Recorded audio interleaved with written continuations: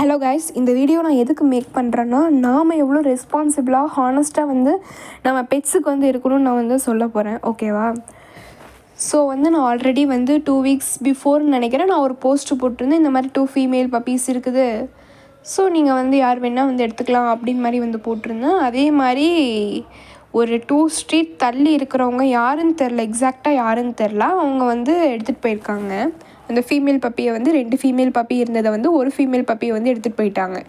சரி, நான் okay female பப்பிக்கு ஒரு நல்ல ஹோம் கிடச்சிருச்சு அப்படின்னு சொல்லிட்டு நான் ஹாப்பியாக இருந்தேன். இன்னொரு ஃபீமேல் பப்பி அதோட அம்மா கூட தான் இருந்தது. இவங்க எல்லாருமே ஸ்ட்ரீட் டாகோட குட்டி தான் அந்த 3 குட்டி.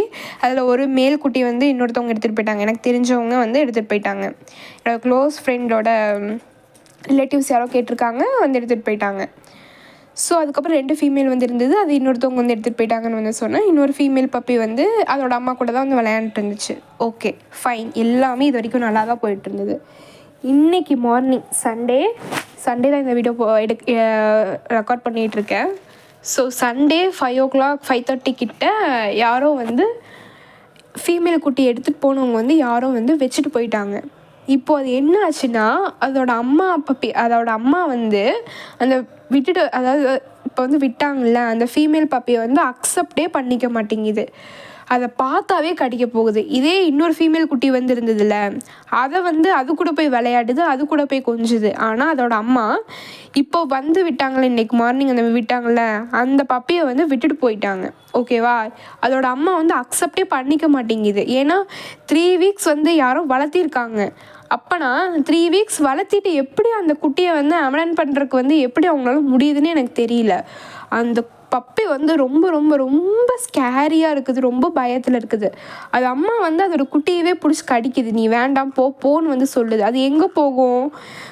ஒரு ரெஸ்பான்சிபிளாக இருக்க வேணாமா? இப்போ நீங்கள் எடுத்து ஒரு பப்பியை வளர்க்குறீங்கன்னா, அந்த பப்பியை நீங்கள் உங்களால் வளர்க்க முடியும், கடைசி வரைக்கும் வளர்க்க முடியும். நீங்கள் அதுக்கு ஃபுட்டு கொடுத்து நல்லா பார்த்துக்க முடியும். ரெஸ்ட் ரூம் போகிறத உங்களால் க்ளீன் பண்ண முடியும். நீங்கள் அதுக்கெல்லாம் ஓகேனா மட்டும், தயவு செஞ்சு யாராக இருந்தாலும் சொல்கிறேன், அதுக்கெல்லாம் ஓகேனா மட்டும்தான் நீங்கள் என்னது பப்பீஸை நீங்கள் வளர்க்கணும். நீங்கள் ஓகேவா? வளர்த்திட்டு அமலன் பண்ணுறது, அப்புறம் அதுக்கு டிசீஸ் வந்துருச்சு, ஸ்கின் டிசீஸ் வந்துருச்சுன்னு கொண்டு போய் எங்காச்சும் விடுறது, அதுக்கு ஏதாச்சும் ஆயிடுச்சுன்னு கொண்டு போய் எங்காச்சும் விடுறது, இந்த மாதிரிலாம் தயவு செஞ்சு பண்ணாதீங்க. அப்புறம் பண்ணுற மாதிரி இருந்தீங்கன்னா நீங்கள் பப்பீஸே நீங்கள் வளர்க்க தேவையில்லை. இல்லை உங்களால் டைம் ஸ்பெண்ட் பண்ண முடியல, பப்பீஸை பார்த்துக்க முடியாது அப்படின்னா தயவு செஞ்சு பப்பியை நீங்கள் பார்க்காதீங்க. அது ரெஸ்ட் ரூம் அதிகமாக போகுது, என்னால் பார்த்துக்க முடியாது அப்படின்னா நீங்கள் பப்பியை வளர்க்காதீங்க. சரியா? அது எதுக்கு ஒரு குட்டிக்கு ஒரு ஹோப் கொடுத்துட்டு நாம் தான் இனிமேல் அப்படின்னு சொல்லி ஹோப் கொடுத்துட்டு இப்போ அப்படி விட்டுட்டு போகிறதுக்கு மனசு வருதுன்னே எனக்கு புரியல. எனக்கு அந்த குட்டி அப்படி பயப்படுது, அதுக்கு எங்கே போகிறதுனே தெரில. அதோட அம்மாவும் அக்செப்ட் பண்ண மாட்டேங்குது, அப்படி பயத்தில் இருக்குது, எதுவுமே சாப்பிட மாட்டேங்குது, யூரின் போயிட்டே இருக்குது. ஸோ ரெஸ்பான்சிபிளாக இருங்க. உங்களால் வளர்க்க முடிஞ்சால் மட்டும் அந்த பப்பீஸை வளங்க. இல்லைன்னா ஏன் நீங்கள் வளர்க்குறீங்க? கொஞ்சம் கூட ஒரு சென்ஸ் வேண்டாமா? நீங்கள் எப்படி உங்கள் பேபிஸை உங்கள் குழந்தைங்கள எப்படி நீங்கள் பார்த்துக்கிறீங்க? அது ரெஸ்ட் ரூம் போயிட்டு அதெல்லாம் க்ளீன் பண்ணிவிட்டு அதெல்லாம் நல்லா பார்த்துக்கிறீங்கள? சாப்பாடு கொடுத்து நல்லா தானே பார்த்துக்கிறீங்க. அந்த மாதிரி உங்களால் உங்கள் குழந்த மாதிரி உங்கள் பெட்ஸை வளர்க்குற மாதிரி இருந்தால் மட்டும் பெட்ஸை எடுத்துகிட்டு போங்க. நீங்கள் உங்கள் குழந்தைய எப்படி வளர்ப்பீங்களோ அதே மாதிரி பூனைக்குட்டி ஆகட்டும், நாய்க்குட்டி ஆகட்டும், எதாகட்டும், பேர்ட்ஸ் ஆகட்டும், அந்த மாதிரி உங்கள் குழந்த மாதிரி நீங்கள் வளர்ப்பீங்கன்னா மட்டும் வாங்குங்க. இல்லைன்னா எடுத்துகிட்டு போய் வளங்க. இல்லைன்னா தயவு செஞ்சு நீங்கள்லாம் அந்த மாதிரி பண்ணவே பண்ணாதீங்க. இது என்ன மாதிரி ஒரு ஜென்மங்கன்னு எனக்கு சுத்தமாகவே எனக்கு புரியல. சரியான சென்ஸ்லெஸ் இடியட்டாக இருப்பாங்கன்னு தோணுது. கண்டிப்பாக அவங்க பண்ணதுக்கு கண்டிப்பாக அவங்க அவங்களுக்கு வரும். கர்மைஸ் பூமராங்க இருக்குல்ல, அந்த மாதிரி தான். கண்டிப்பாக அவங்க பண்ணதுக்கு கண்டிப்பாக ஒரு நாள் அவங்க கண்டிப்பாக அந்த விஷயத்துக்காக அனுபவிப்பாங்க. கண்டிப்பாக நாமளும் போய் சாப்பிட்றதுக்கு அதுக்கு கொடுக்கறக்கு ட்ரை பண்ணுறோம், சாப்பாடு கொடுக்க ட்ரை பண்ணுறோம். பட் அது அம்மா விடவே மாட்டேங்குது. என்ன பண்ணுறது? அந்த குட்டி இப்படியே இருந்ததுன்னா என்ன பண்ண முடியும்? கொஞ்சமாச்சும் ரெஸ்பான்சிபிளாக இருங்க கைஸ். கொஞ்சமாச்சும் தயவு செஞ்சு ரெஸ்பான்சிபிளாக இருங்க. நீங்கள் கம்பல்சரியாக நீங்கள் நாய்க்குட்டி வளர்க்கணும்னு யாருமே சொல்லலை. நீங்களாக உங்கள் இஷ்டத்துக்கு வந்து எடுத்துகிட்டு போய் வளர்க்குறீங்க, அப்புறம் வேணான்னு வந்து விடுறீங்க. அது என்ன ஒரு இது?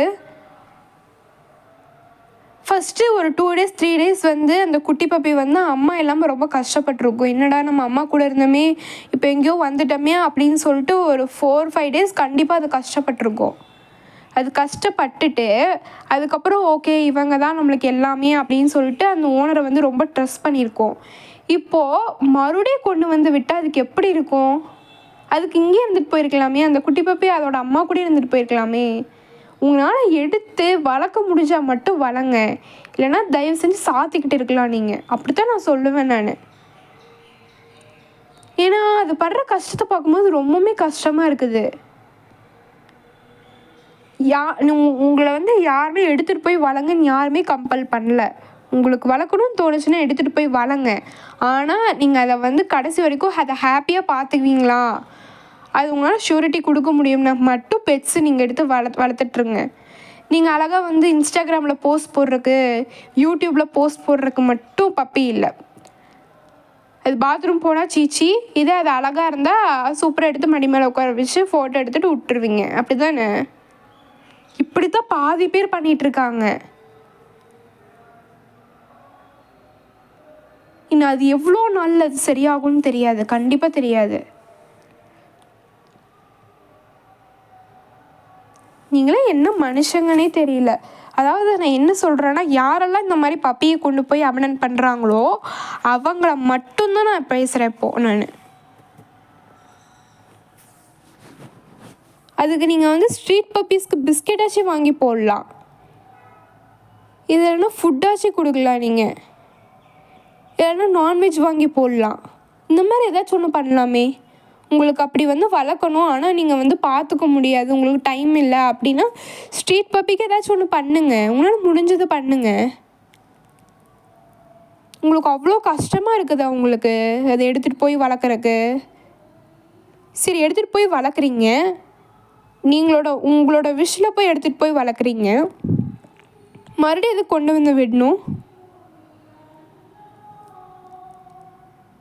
ஸோ அந்த குட்டி பப்பி அவ்வளோ ஒல்லியாக இருக்குது. போகும்போது அவ்வளோ நல்லா புசு புசுன்னு இருந்தது, இப்போ அவ்வளோ ஒல்லியாக இருக்குது.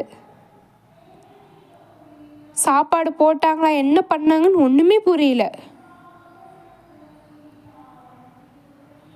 கண்டினியூவாக யூரின் போயிட்டே இருக்குது.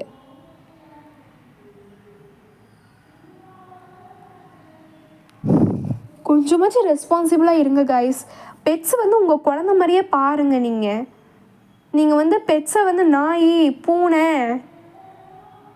காக்டைல்ஸு இந்த மாதிரி தனித்தனியாக பிரித்து பார்க்காதீங்க. அது எல்லாமே ஒன்று தான். உங்கள் குழந்தைங்க மாதிரி பாருங்கள் ஃபஸ்ட்டு. கொஞ்சமாச்சும் ரெஸ்பான்சிபிளாக வந்து இருங்க. இது ஒன்றும் பொம்மை கிடையாது வேண்டான்னு சொல்லி தூக்கி போடுறதுக்கு. ஸோ யாராக இருந்தாலும் இனிமேல் பப்பி எடுத்து நீங்கள் வளர்க்கணும், நீங்கள் பெட்ஸு வளர்க்கணும், இல்லை பூனைக்குட்டி வளர்க்கணும், இல்லைனா பேர்ட்ஸ் வளர்க்கணும் அப்படின்னா உங்களால் டைம் ஸ்பெண்ட் பண்ண முடியுமான்னு பாருங்கள். ஃபஸ்ட்டு நீங்கள் வந்து ரெண்ட் வீட்டில் இருந்தால் அந்த ஓனர்ஸ் வந்து டாக்ஸை வந்து வளர்க்குறக்கு வந்து அலோவ் பண்ணுறாங்களா அதெல்லாம் சொல்லி பாருங்கள் ஃபஸ்ட்டு. உங்களால் வந்து ஸ்பெண்ட் பண்ணி பப்பீஸை வந்து நல்லா பார்த்துக்க முடியுமா, பெட்ஸை வந்து நல்லா பார்த்துக்க முடியுமா, அது எப்போவுமே கடைசி வரைக்கும் நம்ம பார்த்துக்க முடியுமான்னு சொல்லி பாருங்கள். பெட்ஸ் வந்து பாத்ரூம் போகிறதுக்கெலாம் நீங்கள் சீச்சி ஏன்னா இப்படிலாம் பாத்ரூம் போயிட்டுருக்கு என்னால் வளர்க்க முடியாது அப்படின்னு நீங்கள் தயவு செஞ்சு பெட்ஸை பற்றியே யோசிக்காதீங்க. அதுங்க பாத்ரூம் போகிறத வந்து உங்களுக்கு வந்து சீச்சின்னு இருந்ததுன்னா தயவு செஞ்சு நீங்கள் பெட்ஸை வளர்க்கணும் அந்த மாதிரி இது ஐடியாவே விட்டுருங்க. நீங்கள் இதெல்லாம் டூ மச், இதெல்லாம் ரொம்ப ரொம்ப ரொம்ப ரொம்ப கேவலமான இது. சென்ஸ்லெஸ் ஹியூமனாக இருப்பாங்க போல், அது யாருன்னு தெரியல. கேட்டுட்ருக்கோம் யார் எடுத்துகிட்டு போனாங்கன்னு சொல்லி நாங்கள் கேட்டுட்ருக்கோம். மறுபடியும் யார் வந்து விட்டது அப்படின்னு சொல்லிட்டு நாங்கள் சர்ச் தான் பண்ணிகிட்ருக்கோம். கையில் கிடச்சாங்கன்னா அவனுங்களை வீடியோ எடுத்து கண்டிப்பாக வீடியோ போடுவேன் நான். இது யாருன்னு பார்த்தா அவங்கள கண்டிப்பாக வீடியோ எடுத்து போடுவேன் நான் கண்டிப்பாக. இந்த மாதிரி நிறைய பேர் இருக்காங்க, நிறைய ஜென்மங்க இந்த மாதிரி இருக்காங்க, நிறைய பேர் வந்து இந்த மாதிரி ஜென்மங்க வந்து இருக்காங்க.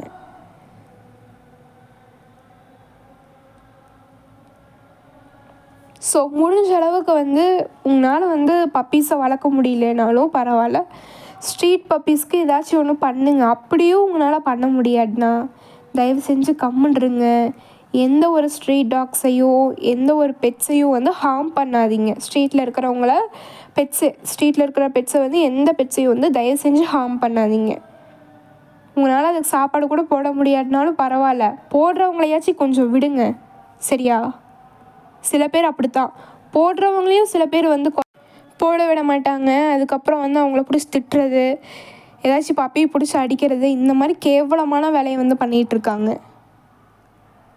ஸோ முடிஞ்ச வரைக்கும் உங்களால் எவ்வளோ வந்து பெட்ஸுக்கு வந்து ஹெல்ப் பண்ண முடியுமோ ஹெல்ப் பண்ணுங்கள், ஓகேங்களா? It's my kind request. நீங்களும் எல்லாத்துக்கும் சொல்லி புரிய வைங்க.